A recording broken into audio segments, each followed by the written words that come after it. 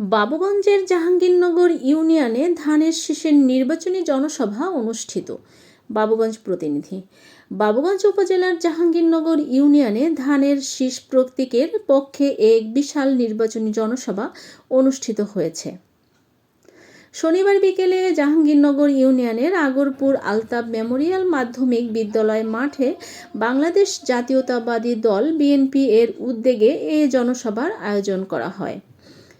Union বিএনপির সভাপতি আব্দুল মালেক শিকদারের সভাপতিত্বে অনুষ্ঠিত জনসভায় বক্তারা বলেন, দেশের গণতন্ত্র ও মানুষের ভোটার অধিকার পুনরুদ্ধারে ধানের শীষের কোনো বিকল্প নেই।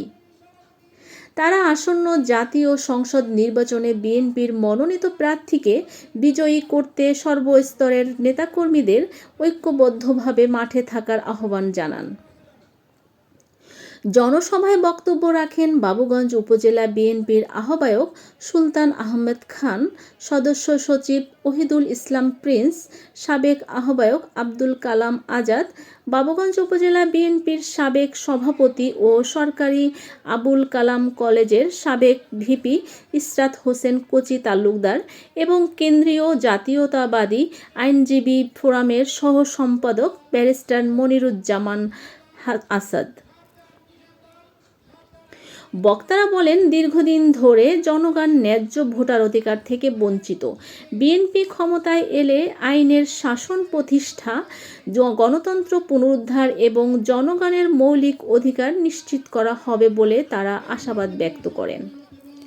এছাড়া জনসভায় উপস্থিত ছিলেন উপজেলা বিএনপির যুগ্ম আহ্বায়ক শামসুল আলম ফকির ও আরিফুর রহমান শিমুল শিকদার, বরিশাল জেলা কৃষক দলের সভাপতি মহসিন আলম, মহিলা দলের সাধারণ সম্পাদক রেশমা রহমান, সদস্য দুলাল চন্দ্র সাহা, শ্রমিক দলের সভাপতি ফরিদ হোসেন সহ বিএনপি ও এর অঙ্গ ও সহযোগী সংগঠনের বিপুল সংখ্যক নেতাকর্মী।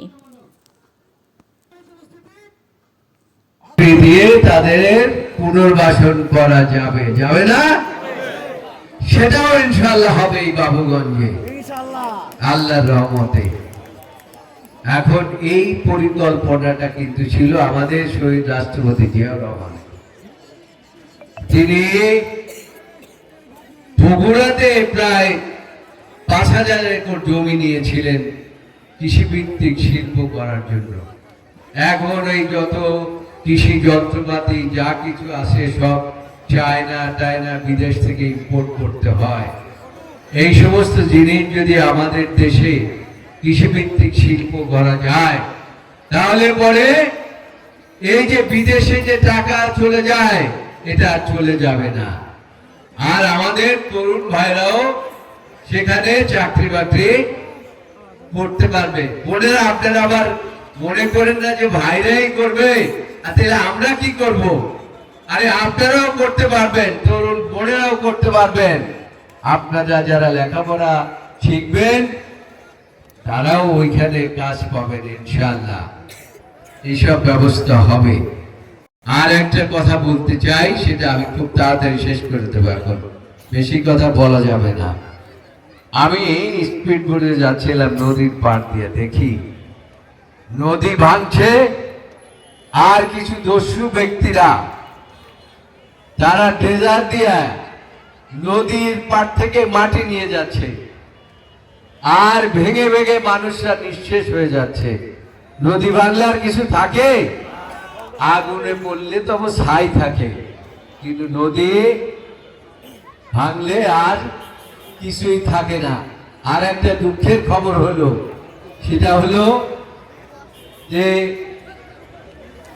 ওই নদী ভাঙিয়া যদি অপর পারে উঠে, তাহলে পরে সেটা আর আপনার থাকে না, শিকস্তি হয়ে যায়।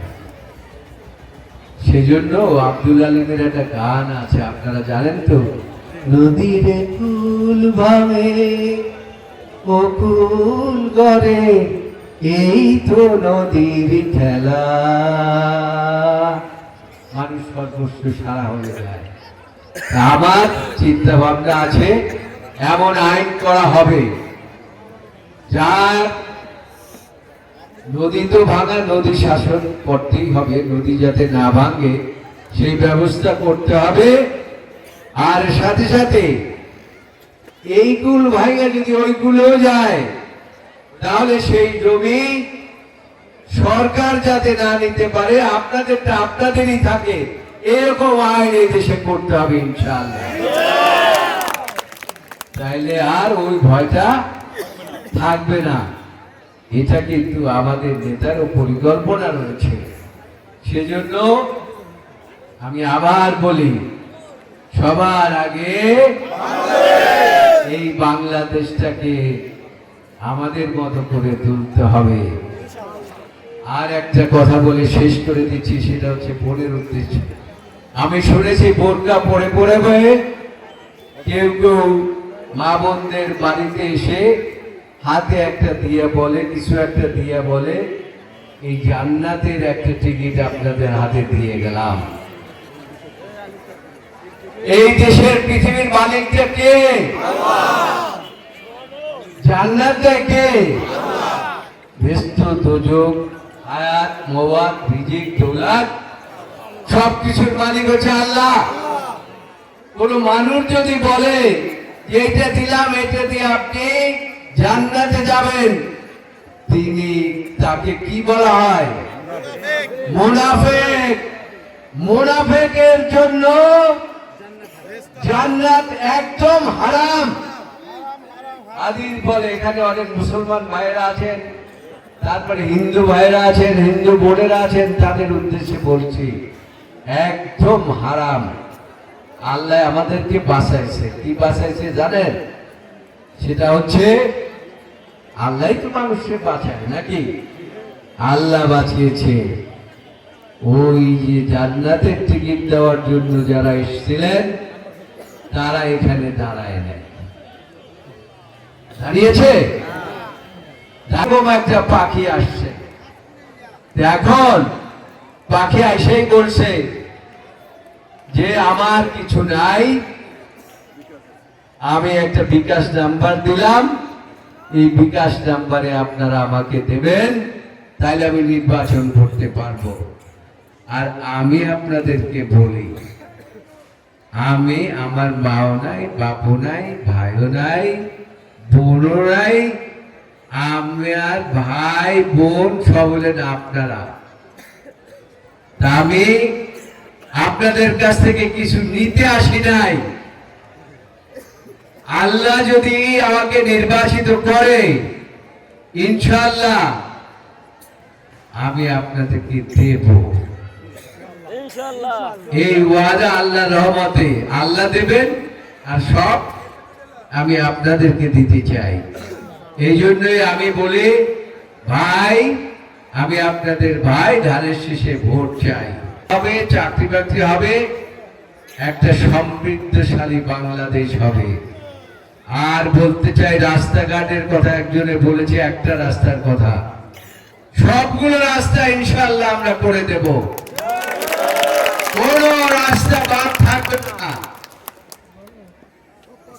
এটা শুধু আমার কথার কথা না, আমি যা বলি আল্লাহকে হাজির নাজির যেটাই বলি, এবং ইনশাআল্লাহ এক পয়সাও না নিয়ে এই সমস্ত রাস্তাঘাট করে দেবো আল্লাহ।